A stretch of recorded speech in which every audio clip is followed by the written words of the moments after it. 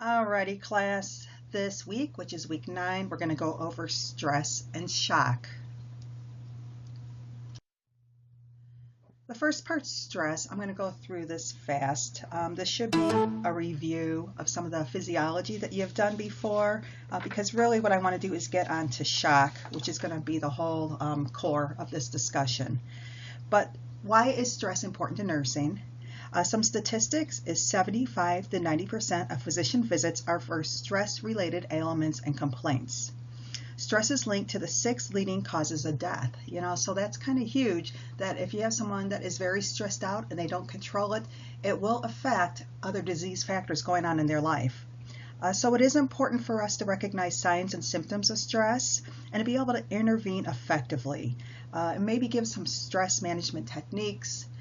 Recommend maybe that they speak to somebody if it seems like this is something that's been ongoing, because again, having stress constantly is not healthy. So what about the effects of stress? They affect people differently, as I'm sure you guys know. There's positive outcomes. If you are in a high stress situation, but you are thriving at it, it can stimulate thinking. It can make you a master at whatever you are doing. And it gives you an alertness to the environment. Some negative outcomes, some people that get stressed, it overwhelms them. So it overwhelms their coping mechanisms.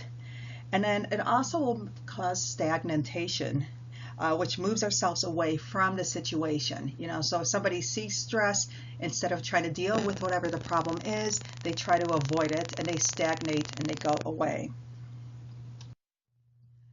Some physiological changes that we can see here. The body cannot physically discern between good or bad stress. So if we have stress in the body, regardless if it's a good stress or a bad stress, our body doesn't know that. Our mind does, but our body doesn't. The sympathetic nervous system, very simplified, will respond to the stressor. This will trigger your fight or flight response. So what do you see? You will see an increased heart rate. You will see an increased blood pressure, increased respiratory rate, and even an increased blood sugar at times because there is an increase in your cortisol. So this cortisol binds to its specialized neuroreceptors, which will decrease communication at the synapses that can increase plaque and decrease your synapses. So you're not getting the connections that your neurons need to make connections to make something happen. It will increase neurodegeneration, which impedes recovery of some brain cells. We can stop this neurodegeneration by change of lifestyle. So if you have somebody that starts exercising, starts meditating, gets good sleep, sometimes you can actually stop the neurodegeneration due to this stress. It does pushes people at risk. So somebody with like a cognitive delay, it will decrease the learning and memory in them even worse. It also increases the risk of Alzheimer's and Parkinson's. So the range of harmful biochemical and long-term effects can happen because of this increase in cortisol, and almost every system can be affected. This here is just a slide showing your indicator of stress and what happens in each section of the body. So if you've got stress, remember this is your fight or flight, your sympathetic nervous system going, so your pupils dilate, you can get a headache, you can get eczema or acne or urticaria, with your skin, your immune system, you get an increased risk of infection and delayed healing. There is a cancer link to this also. So if you want to go, you can read down through the heart, the GI-GU, and your muscles, but all of these things can occur with stress that is going on in your life. So what is a nurse's role? The goals is first, we want to keep them safe. Okay, this is our first priority. If we can, we want to decrease the stressful situation and increase resistance to stress. So again, this may be teaching them good coping mechanisms, meditation, stuff like this, having a good support system. You need to learn tools to decrease harmful effects of stress, again, so that way you can be a patient advocate. Understanding the neurophysiology changes of stress, like the slide that we had previously, will help you understand a little bit more of what is occurring in this patient and then what you can do to help alleviate that. And again, be a patient advocate using effective communication.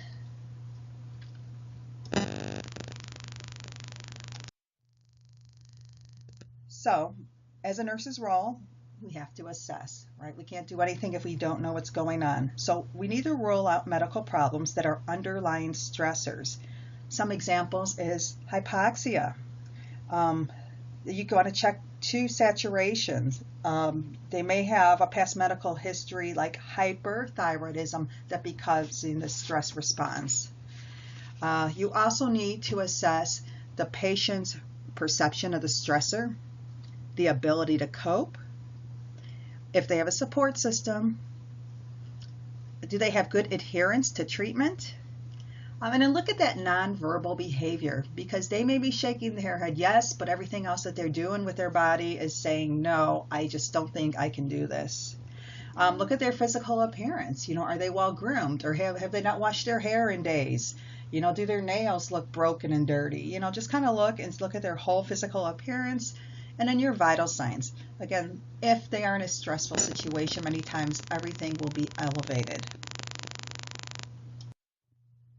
So interventions, what works with you to help with stress? So this can be very subjective because not all of this will work for everyone.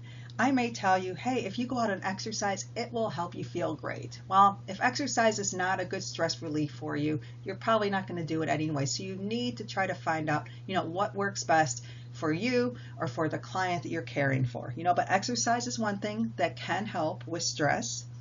Time management. Prioritize or omit things. Tell that client that they may get rid of things not essential to open up time. If it's somebody that's always saying, yes, I'll do this, yes, I'll do that, yes, I'll do this, teach them it is okay to say no, and they need to make time for themselves. Remove any problems and be proactive. So be proactive and attack a problem before it becomes a problem. Okay, so don't wait to study for your exam until the night before the exam. If you start earlier, your stress response will not be as bad because you will have more time to get all of this information in. Other interventions could be a muscle relaxation, a nice massage. Most people enjoy something like that. Meditation. May have to adjust their lifestyle. Again, they may be just in a very stressful lifestyle and they may have to try to find out other things that they need to get rid of or to help them to have less stress. Journaling. Some people like to write in a journal and that does help. Positive social activities. The whole, good nutrition is huge. If you don't have good nutrition behind you, you're going to be more susceptible to other things going on, and that stress is just going to keep you at a higher risk. Rest and sleep are good. And then also a referral. If you see someone that is highly stressed, you may want to talk with your physician and have them refer out to somebody they can talk to, because this could really help them out. Okay, that's enough with stress. So shock. Okay, this is what we're talking about, and this is really what you're going to need to know for the exam. Shock is huge. Okay, shock is a condition. Okay, it is not a disease in itself. Tissues in the body don't receive enough oxygen and nutrients, so it leads to cellular death, and it progresses to organ failure, and finally to whole body failure and death if it is not identified early. This response to lack of oxygen and tissue perfusion is predictable. It is adaptive and compensatory responses are predictable and must learn to intervene appropriately. So what does that mean? That if you recognize early signs and symptoms of shock, you know what way that person is going to respond to it and how they will spiral down. But the good thing is, if you intervene early enough, you can reverse those signs of shock and you can get them out of that shocky situation and get them better. So again, this takes a long time to really recognize certain people in shock, but I'm going to go over different types here for you. So overview, we're going to go over each of these in detail. There's hypovolemic shock. There's cardiogenic shock, which you're going to go into more detail in third and fourth semester. There is distributive shock. There is obstructive shock. And causes for each are all different, but the effect is same. So all of these causes will eventually cause hypotension and anaerobic cellular metabolism. Okay, there is not enough oxygen going throughout the body to supply oxygen to the organs, so you go into an anaerobic cellular metabolism state, and you become hypotensive. All right, guys, so different types of shock. We're going to start with hypovolemic shock. Hypovolemic shock is volume. It's a decreased circulating volume. When there's about 15% of your circulating volume that is lost, you will start to see signs and symptoms of shock. Mortality can occur anywhere when 10 to 30% of your circulating volume is gone. So what causes hypovolemic shock? Well, what causes loss of volume? One that would probably come to mind for me is somebody that has an acute trauma to where there was an artery that was lacerated and they are bleeding out profusely. If that bleeding is not stopped, they will go into hypovolemic shock. It could also be a blunt injury for trauma that's in your abdomen, and something is ruptured in there and bleeding out. So physically you cannot see it as soon, but they are bleeding out inside and they're going into hypovolemic shock like that. So hemorrhage is one, dehydration is another. So this one doesn't work as quickly, obviously, as to hemorrhage. But if you have somebody that's out maybe hiking somewhere where it's very hot and they're not bringing in enough water, they can go into hypovolemic shock over time. And then the last example I have, which I see in the ED, and if you ever have an opportunity to see this, you probably will never forget it. It is somebody that comes in with esophageal varices. What is esophageal varices? This generally is somebody that is an acute alcoholic who drinks mass quantities of alcohol daily, and eventually they develop little tears going down their esophagus from ingesting so much alcohol. And when you have a tear, if you tear anything in your body, it's going to bleed, right? So all these little tears in esophagus start to bleed, and then they start vomiting, and it's usually mass amounts of blood.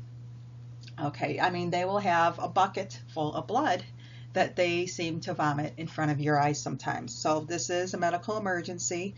Remember, if you see anything with body fluids, especially something like esophageal varices, protect yourself. Put on your gloves, use your PPE. You may want to use a mask, especially if you got vomit going. And then we need to replace the fluid and stop that bleeding. So your examples of hypovolemic shock include hemorrhage, dehydration, and esophageal varices. Okay. Moving on to cardiogenic shock. This is a pump failure. This is your heart, and for some reason your heart is not pumping effectively. The main cause that you will see with somebody in cardiogenic shock is somebody that is having an MI, or myocardial infarction. There is a 50 to 80% mortality rate in somebody that is having a myocardial infarction. You're going to go into detail with cardiogenic shock in third and fourth semester. But just know, if we identify symptoms earlier, we can hopefully avoid the actual shock. Okay, so if we see somebody that is having acute chest pain, we want to go and do MONA. Okay, MONA stands for morphine, oxygen, nitroglycerin, and aspirin. Oxygen is first. Put a nasal cannula on them right away, just to get them perfusing. You usually want to have them like around 98%. Okay. Then aspirin. Then we'll give them baby aspirin. If they're having chest pain and they're not hypotensive, we will give them sprays of nitroglycerin. Okay. And if that does not fix it, then we'll go to morphine. But remember, if they're in true cardiogenic shock and they are hypotensive, we cannot give the nitroglycerin or the morphine because that will make them even more hypotensive. Those are vasodilators. So apply your oxygen because you want to decrease your cardiac workload on the heart. Okay, moving on to distributive shock. This is also known as neurogenic or vasogenic shock, but for testing purposes, I'm going to try, just to say distributive shock for you. This is a loss of vascular tone due to a volume distributed to the interstitial tissue, and it's a relative hypotension. There are different types of distributive shock.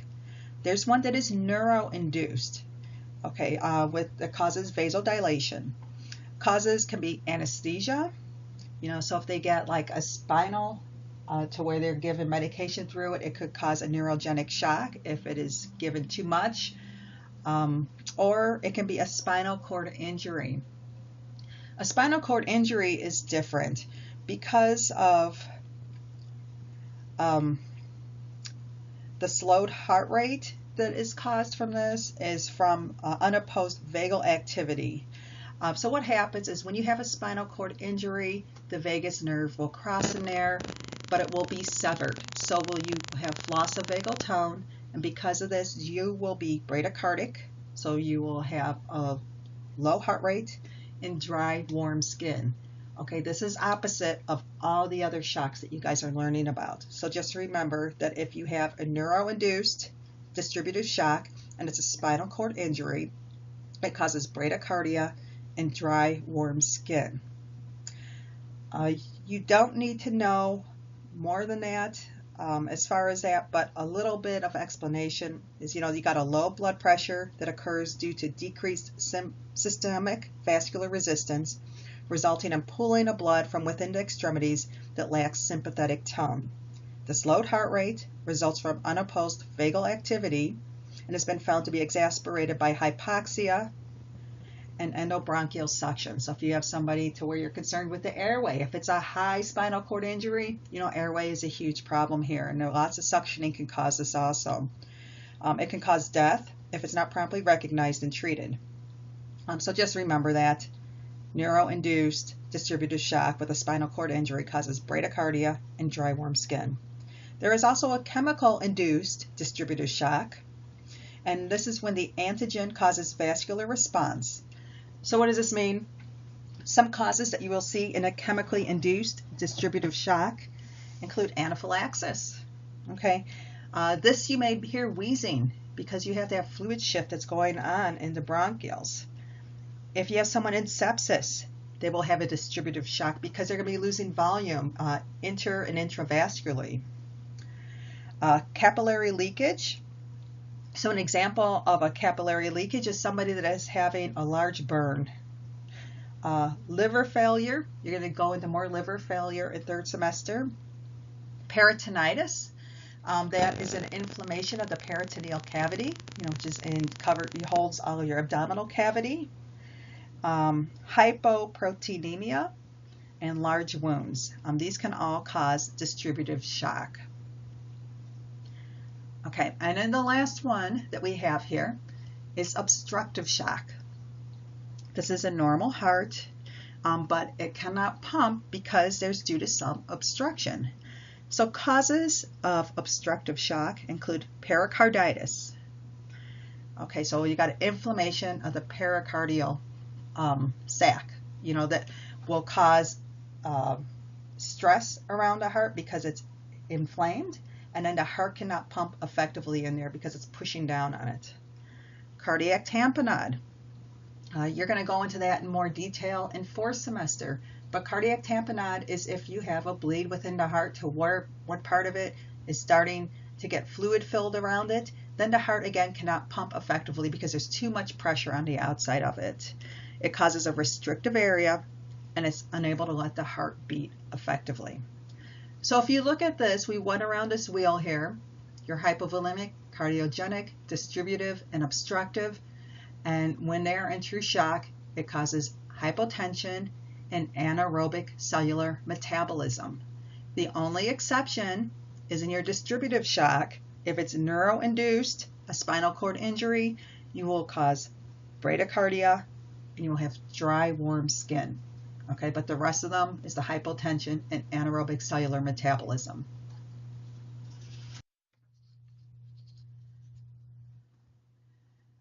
All right here. So these are, again, I just went through these slides here. So your hypovolemic shock and your cardiogenic shock.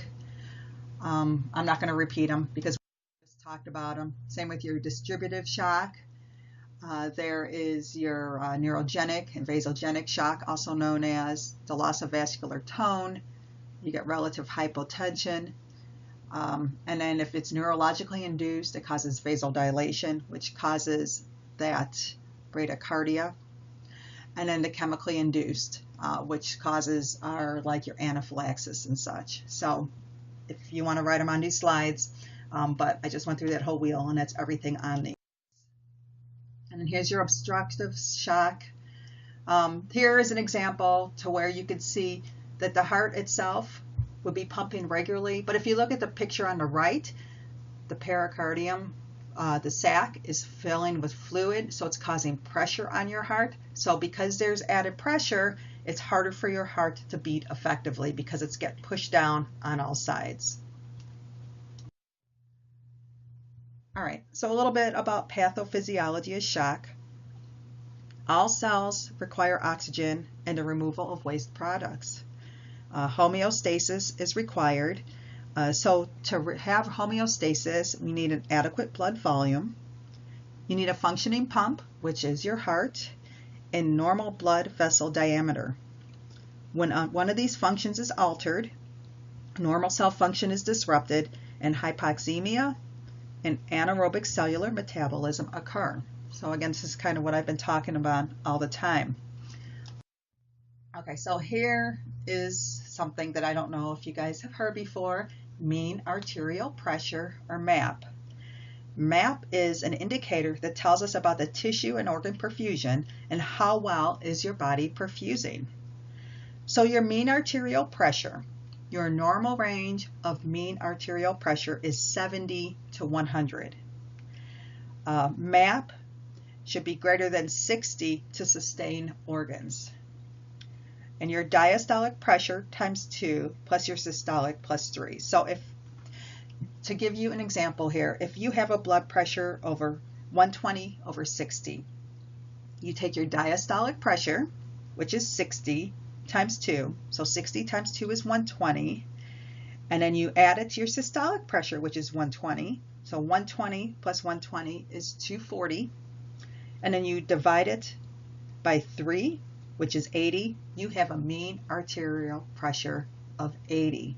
Okay, you want to be at least over 60. Your normal range is 70 to 100. So I'm going to give some more examples here. Okay, so total blood volume. Okay, what affects your MAP? So if you have a decreased blood volume, you're going to have a decreased mean arterial pressure. Okay, and if you have an increased blood volume, you're going to have an increase in your mean arterial pressure. So if you have somebody that is in some sort of hypovolemic shock and they have a decreased blood volume, they will probably have a decreased MAP, your mean arterial pressure.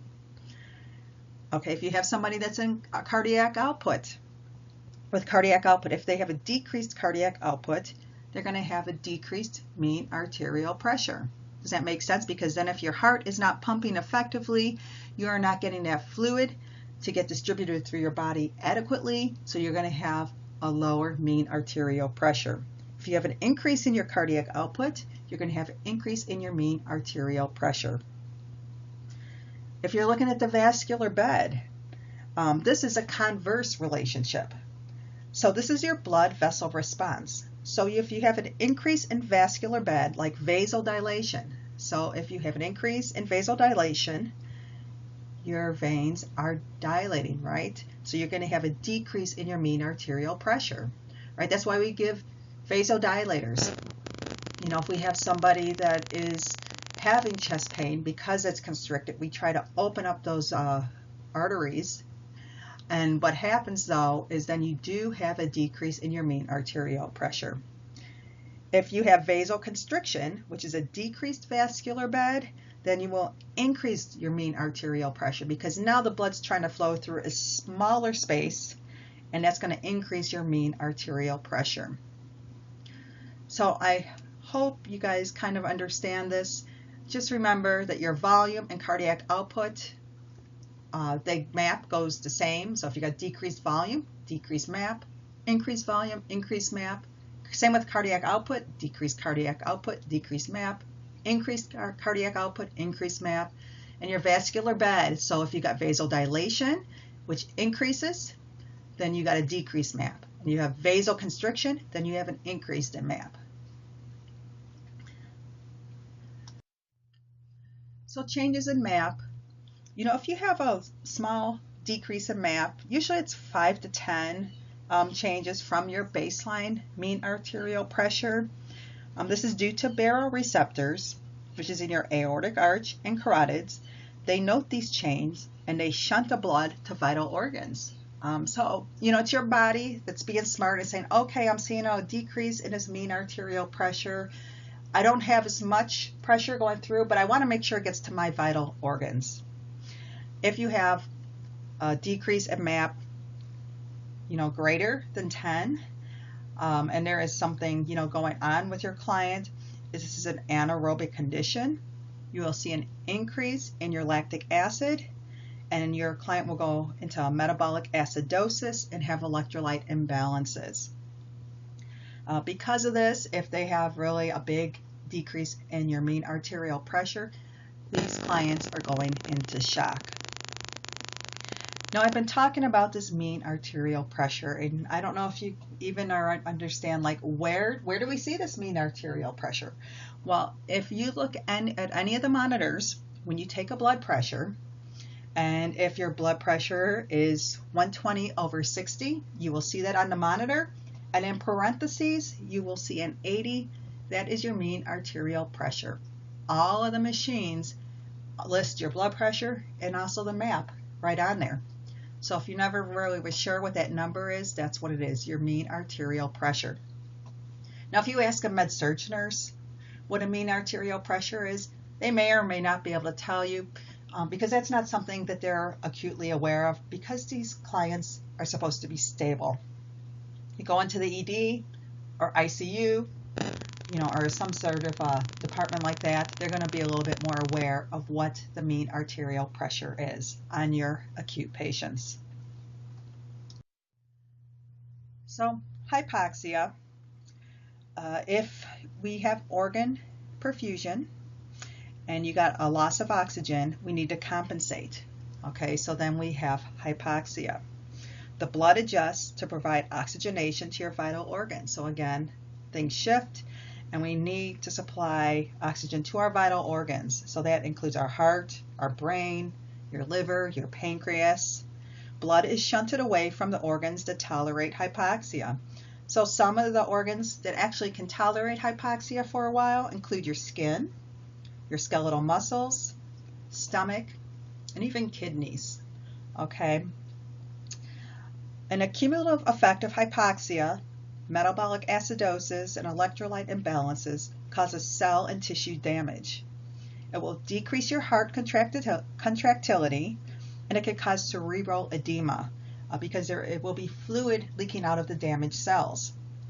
So if you have cerebral edema, what would you be on alert for? A change in their level of consciousness. If it is a large leak, they could be having seizures, some other neurologic problem. They can have multiple organ failure, and full recovery is not possible if they are in a long-term accumulative effect of hypoxia, the metabolic acidosis, and electrolyte imbalances. So again, that is why it is important that we catch these things sooner than later. There's 4 stages of progression, with the body trying to compensate until it can no longer hold on. Don't get hung up on what stage the client is. You just want to treat them. Okay, so we're going to go through each of these phases, and then as soon as you recognize a change in your client's status, you need to start treating them. Now the problem is your initial stage of shock. The clinical manifestation, you may see a decrease in your mean arterial pressure by 5 to 10 milligrams of mercury. So if you see a decrease in your mean arterial pressure by 5 to 10 milligrams per mercury, you will see an increase in your heart rate, an increase in your respiratory rate, and an increase in your diastolic blood pressure. And there is some vasoconstriction that is occurring with this. This is easy to miss in this early stage. So again, that's why it's so important I tell you guys to check your baseline and just be aware of high-risk clients. So if you have somebody that is having chest pain, they have a history of an MI before, and the pain has gone away, you've given nitrates and aspirin, they're like, no, I feel better, and your EKG looks okay, just be aware that if you start seeing a drop in their mean arterial pressure, that they may be actually starting that initial phase of shock. Your second phase is non-progressive. So signs and symptoms that you will see is a decrease in your mean arterial pressure by 10 to 15 milligrams per mercury from your baseline. Okay, so remember our baseline, and you may not see a baseline if there's somebody comes in late, and they're in this stage. But if we have someone from the beginning, it will be a drop of 10 to 15 milligrams of mercury in your mean arterial pressure. Tissue hypoxia to non-vital organs will occur, which causes metabolic acidosis, which will cause a decrease in your pH, and hyperkalemia. And don't worry, we'll review fluid and electrolytes in a few weeks. So just know, that you will see the tissue hypoxia to non-vital organs, which causes metabolic acidosis, which decreases your pH, and hyperkalemia. So what will you see in this client? They may complain of thirst. They may be anxious. They may be restless. The client may be restless, so you want to provide comfort measures as well as giving a warm blanket. Okay, remember to keep them warm due to a decreased blood perfusion or volume perfusion. You may have to reorient them. You can also have an ACT or family member stay with the client for reassurance. Okay, so just, if you have somebody that is acting normal, and then you go and you check on them maybe a next hour later and they're really like restless and anxious, check those vital signs. Okay, and if you see a decrease in the MAP, from 10 to 15 milligrams baseline, start being suspicious that there might be some sort of shock that is occurring in this client. Okay, and again, if they're restless, you want to provide comfort measures to calm them because it's their physiologic response, so the client themselves don't know what's going on. Keep them warm, give them warm blankets, because again, they got decreased volume perfusion. And then you can reorient them and have an ACT or family member stay with the client for reassurance, and just keep them safe. You will see an increase in the heart rate, an increase in the respiratory rate, but a decrease in your urine output. Okay, remember when I was telling you about when somebody becomes hypoxic and the oxygen and blood volume starts shifting to the vital organs? Your kidneys are one that can go with less oxygen a little bit longer than like your heart and your brain. So you'll see a decrease in urine output. And again, you may not know that, but if they have a Foley in, that is an easy thing to check. You will see a decrease in their systolic blood pressure and an increase in their diastolic blood pressure. So this is a narrow pulse pressure. You will see a falling systolic blood pressure, a rising diastolic blood pressure, and a narrowing pulse pressure in this non-progressive stage of shock. And you may see a decrease in your oxygen saturation by like 2 to 5%. Okay, so 2%, what's that? If they were 99 before and they're 97 now, big deal, right? But again, use your baseline and look at all the signs and symptoms that your client is exhibiting. Non-progressive continued. This is a response to your decrease in blood pressure. Your kidneys trigger your renin-angiotensin system. So again, you've got the decrease in urine output, an increase in sodium and water absorption, and vasoconstriction occurs systemically. You have an increase in your ADH, which is vasopressin, from the posterior pituitary, which means you have an increase in water retention. Because they're holding onto the water, you have a decrease in your urine output, so you want to monitor for changes. And again, like I said, if they have a Foley, it's much easier to see if their urine output has changed. And the overall effect would be an increase in fluid volume because they're trying to hold on to everything that they can. It's really important that you see these changes at this phase because everything can still be reversed at this phase. As we progress through these stages of shock, you have not as good of outcome for your client. So progressive stage of shock. What are you going to see? A decrease in your mean arterial pressure of 20 milligrams of mercury. Okay, again, this is from your baseline. The vital organs become hypoxic and all symptoms worsen. So these clients may complain of severe thirst. They may have an impending doom. You know, what is a pending doom? It's them telling you, you know what, I feel like I'm going to die.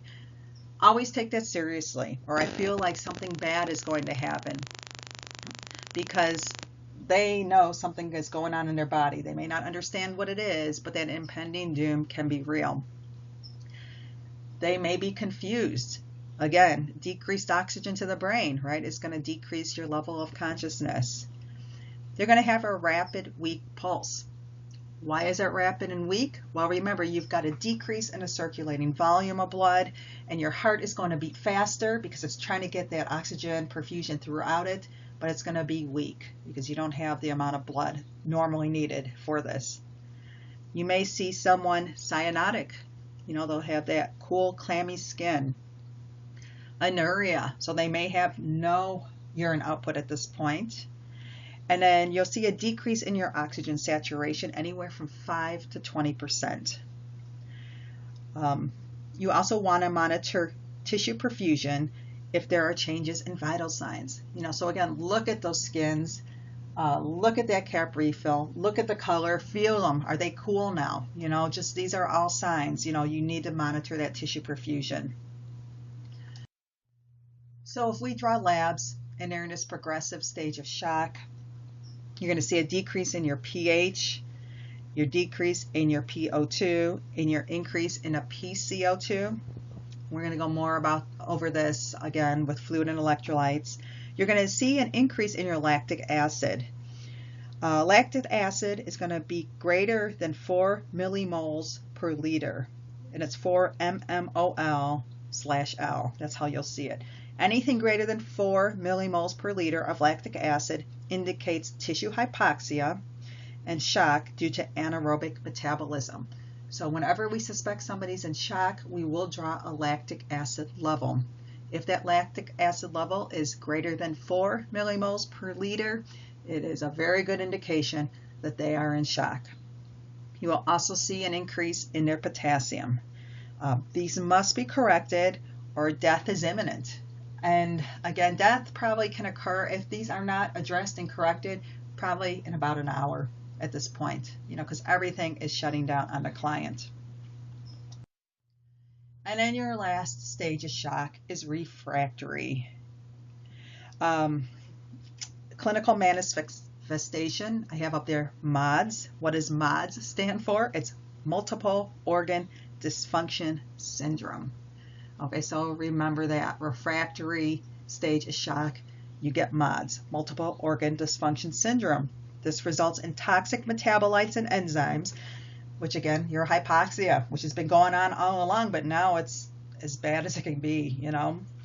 Dead cells break, opening and releasing more metabolites, and it triggers microthrombi. So there's more damage as it impairs perfusion, and it starts in the liver, heart, brain, and kidneys. So they're going to start having all these mini clots that are going to get thrown throughout their body because of this microthrombi that was triggered because of all these dead cells that have, you know, died, and they're still circulating throughout the body. Your client's going to have a loss of consciousness. You're not going to be able to feel pulses because remember, your body is smart and it's trying to keep its core alive. So it's going to shift all that blood away from your periphery, and you're not going to feel pulses anymore in these clients. Their skin is going to be cold and mottled. And they'll probably look blue also. It's too late to stop progressive damage in vital organs. 30 to 100% are related to the number of organs involved. So the likely outcome in this stage is death. Okay. Again, many times this can be avoided if it is caught sooner rather than later. So, 4 stages of shock. This is just a narrative again, just what I went through. Your early signs are there. Then you've got compensatory signs or non-progressive shock. And then your progressive signs are intermediate, and your refractory and irreversible signs. So here's a question here. In early shock, one of the body's compensatory mechanisms is either A, bradycardia to preserve the heart muscle, B, cerebral edema, C, production of thyroxine by the thyroid to increase the heart rate, or D, increased heart rate. So remember, this is early shock. So what is one of the first signs that you could see in somebody? Okay, I hope you said D, because you're going to see an increase in the heart rate in the early signs. Again, the increase may not be significant to where if you just look at it alone, it doesn't mean much. But again, you want to get your baseline and look at the whole picture. But it would be D, increased heart rate. So you're the nurse. What do we do, if we see something like this? One, prevention. Clients must be, prevent safety measures. You want to prevent trauma through using the right equipment, teaching them to use seat belts, wear helmets. Dehydration is another one you need to teach them about. Adequate fluid intake with exercise and hot days. I don't know how many calls we get from the medics on Camp Pendleton, where you've got these young Marines that are going out and hiking in those hills just to the north of us here. And there are so many times they collapse because they are so dehydrated and they are in this type of shock because they are dehydrated and they are hyperthermic, so this can be avoided if they stay adequately hydrated. You also want to teach your elderly to drink fluids on a regular schedule. Remember, elderly have decreased thirst mechanisms. Because they have a decreased thirst mechanism, they may become dehydrated without realizing it. Because they don't realize this, that puts them at a greater risk of hypovolemic shock. So you want to teach the elderly on those hot days, okay, you need to drink, a glass of water, every couple of hours. And it's important you do this on a schedule because even though you're not thirsty, you need to be getting adequate fluids in because, again, you're very young and very old, or you're in higher risks, right? So you need to teach them about this. You need to identify high-risk patients. Okay, do they have a diminished cognition? Are they confused? Do they not know to drink more when it's hotter out? So you need to identify these types of clients so you can decrease their risks. Have they been NPO? Are they NPO for some sort of test that's going on? We need to make sure that they're possibly getting some IV fluids to keep them hydrated. An early discharge after procedures. Okay, we are seeing more and more same-day surgeries go on, which is good in some ways because most clients would rather be at home, but because of this, they also have an increased risk for something going on, a complication, and them going into shock. And we see this more because they are discharging clients much quicker. And to avoid complications, you always want to provide proper hand hygiene. Remove invasive lines ASAP. So if they got a Foley in, if they've got a central line in, if they have an IV line in, once we don't need those in anymore, we need to remove them as soon as possible. And you always want to use aseptic technique during procedures. Okay, so remember, hand washing, it goes back to the basics, but it can help you avoid so many different types of complications. And getting those invasive lines out as soon as possible and using aseptic technique. Always handle with care, whenever you're doing anything during a procedure that you're using aseptic technique. Here's your age. Again, young adults. Young adults are at a high risk for trauma, especially our male population, so we do see lots of young males that get traumas due to like motorcycle injuries, due to jumping over fire pits at the beach. I mean, silly stuff to where it's just like, they're reckless. And unfortunately, they sometimes pay for it, in bad ways. And then your older adults, they're also at a high risk. Risks include an altered mobility or immobility. If they can't get around, if they're thirsty, but they can't get water because they are unable to ambulate to it. They could become at a risk for shock for that. They have a diminished immune response. They can be malnourished. You know, all these things cause an increased risk for somebody to go into shock. I don't know how many times we see the elderly come in a septic shock, which is a type of distributive shock, because they had like a urinary tract infection, and it probably could have been avoided if they were just drinking in enough fluids, but they didn't. They couldn't get to it, and then they come in this acute phase. And then medications. So certain medications, you know, you want to be aware of. You know, if they're on aspirin, that can cause bleeding. Diuretics can affect fluid levels. Antacids, you know, can affect acid-base imbalances or balances. So, you know, you want to make sure you know what medications they take. All right, so when you're assessing a client, your baseline, your ABCs. I know you guys are probably so tired of hearing me say this, but ABC, airway, breathing, circulation, especially if the client is altered or obtunded. Depending on the type of shock, make sure to protect yourself again. You know, use your PPE such as gloves, gown, or face shield if necessary. Some of these shocks are very messy, okay? And you don't want to have a risk to yourself, so make sure you use proper PPE. Put that on initially, so that way you don't have to think about it. Vital signs, pain, cognition, muscle strength, peripheral pulses. You may see someone's tachypnic, have tachycardia, to deliver enough oxygen to the tissues. You know, so many times you will see somebody with that increased respiration and heart rate.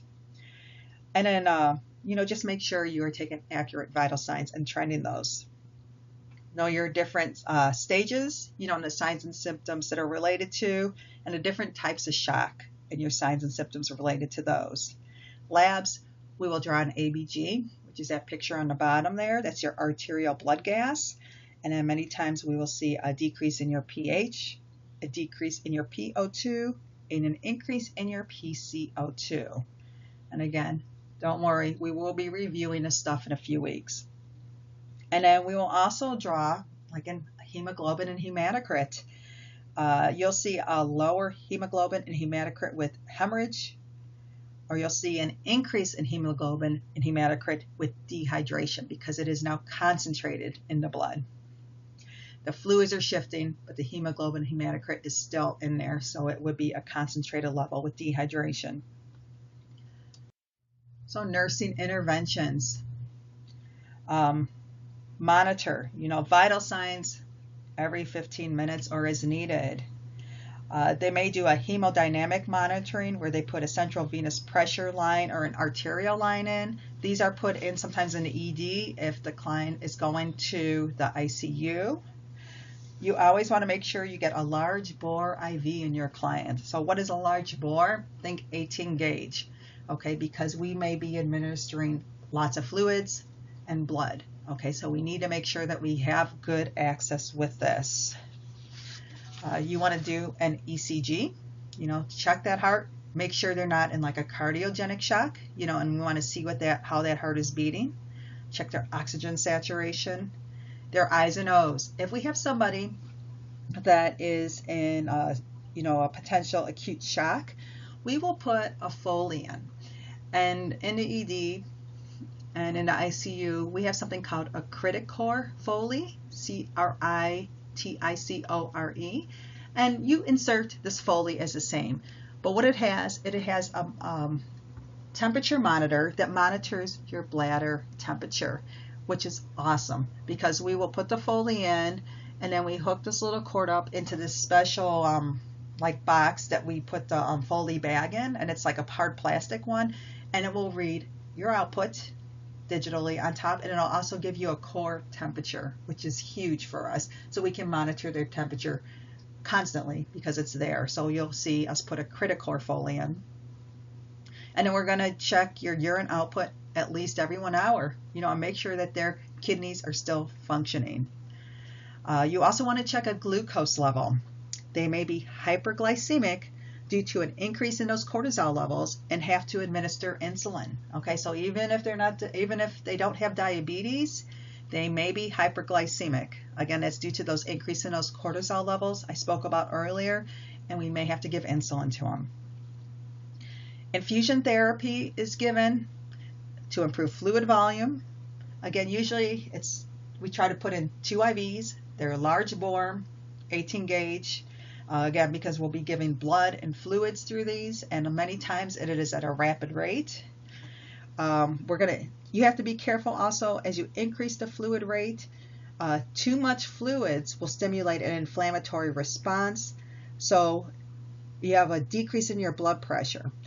So what does this mean? This means is we will give 2 or 3 liters of fluid, but after we get so much fluid in the blood, it will start stimulating an inflammatory response, and then the blood pressure will still decrease. So at that point, we need to give blood, okay, because we have diluted the circulating volume so much that it's just fluid and there's not enough blood carrying oxygen molecules in there and everything else that you need. So we will give fluids initially, and then we will switch to blood products if that does not improve. Crystalloids are given, so that's your normal saline, and sometimes lactated ringers, but remember with our hematology lecture, you can't hang LR with blood, so it's not used much. So usually we'll put up normal saline bags. We may give colloids like Hespan or Plasminate, Plasmanate, and then Hespan is Hespan. These are volume expanders. It will increase your intravascular volume, and then blood products. Put oxygen on them to improve oxygenation of cells.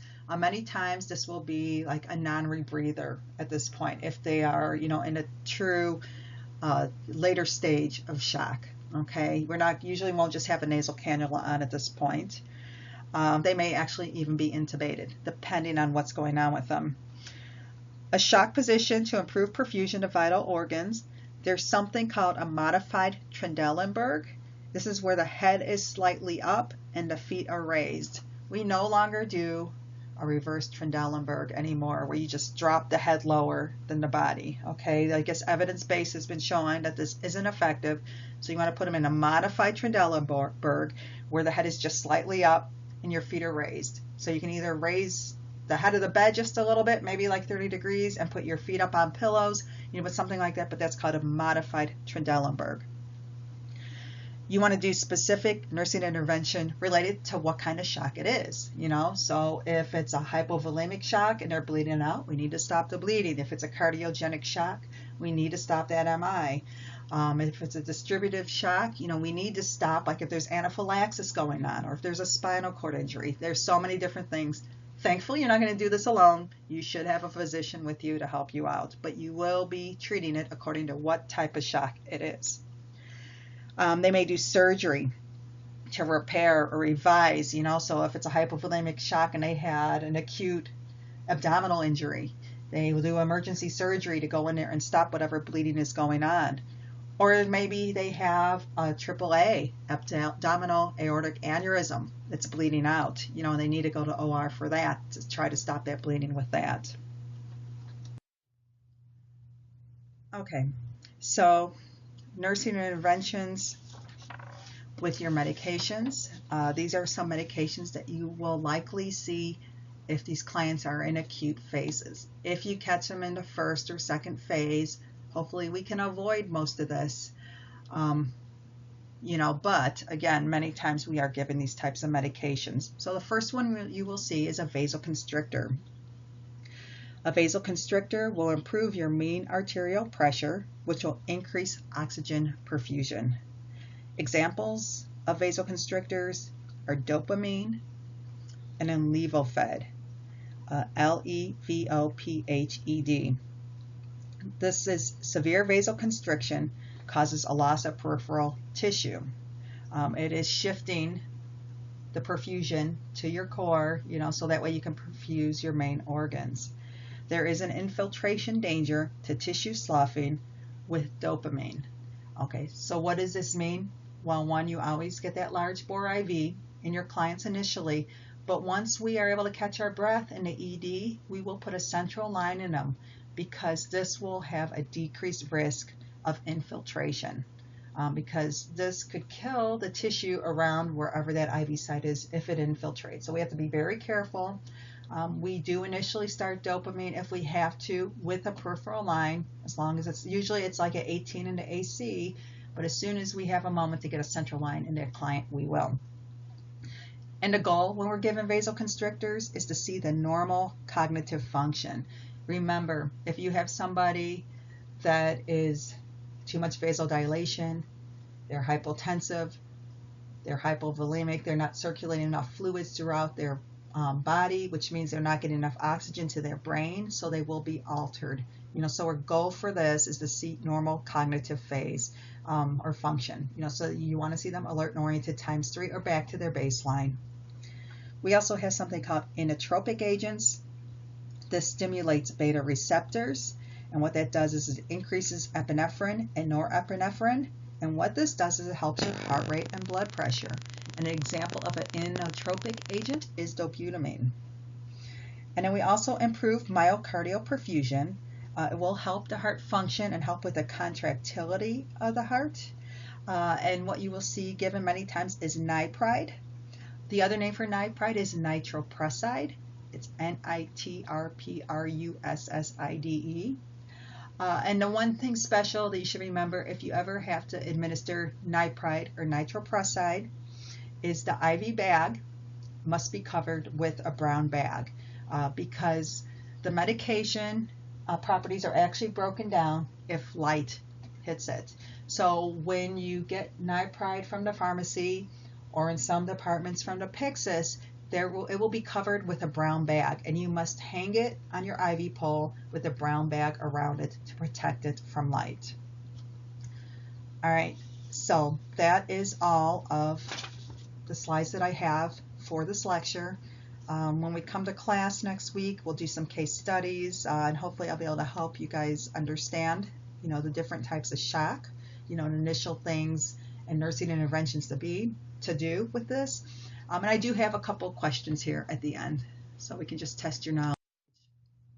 Okay, here's the first one.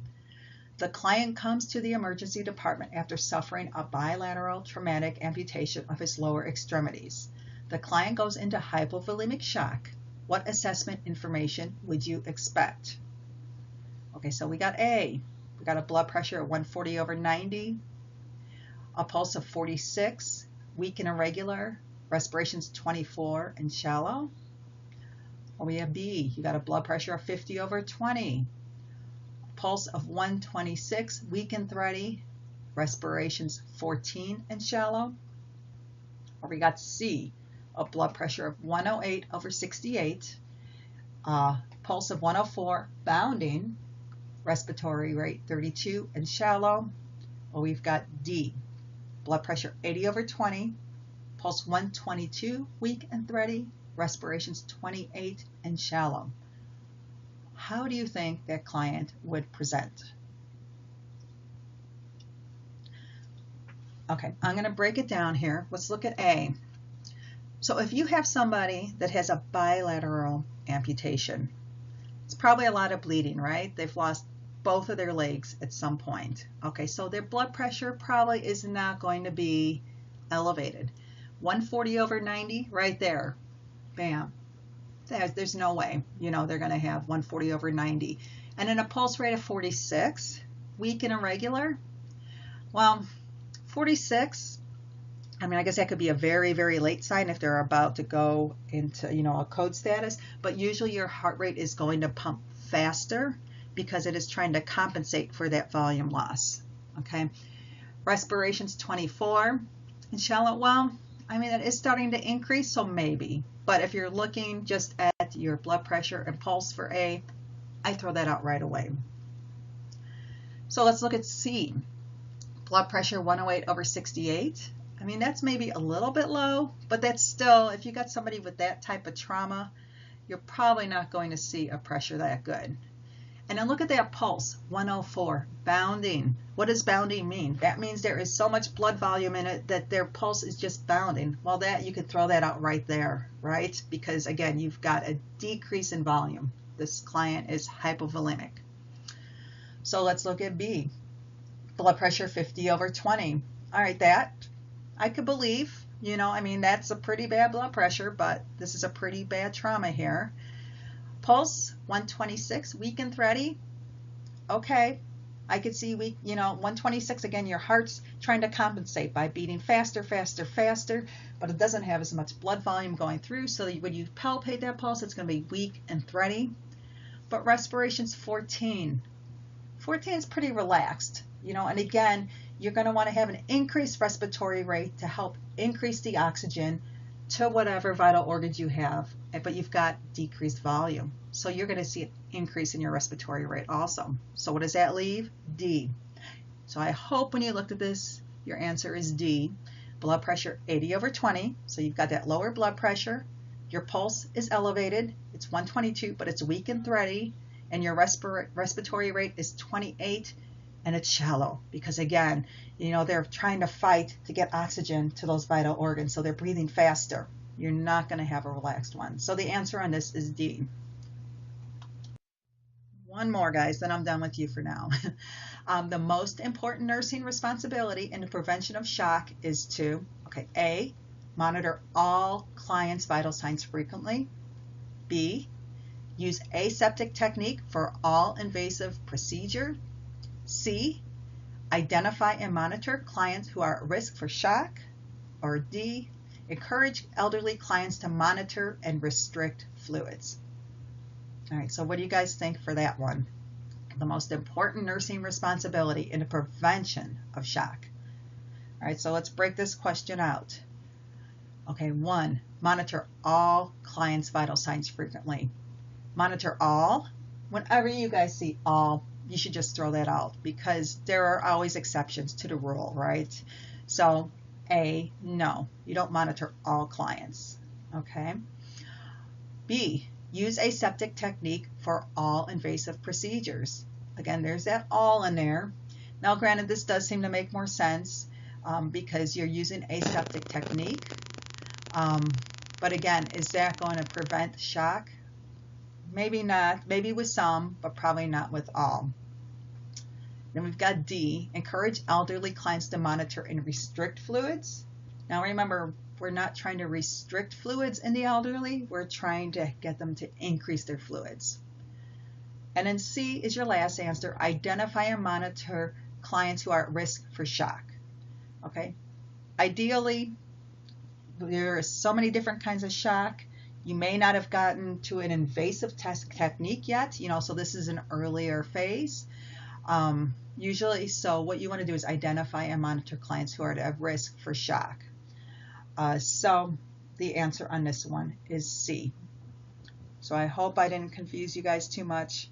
Again, we will get together this next week. We'll do some case studies, and hopefully I will go over the MAP, the mean arterial pressure, with you guys again in class, and give you some examples of that to make that hopefully, flow a little bit better. And I'll see you soon. All right, you guys, take care.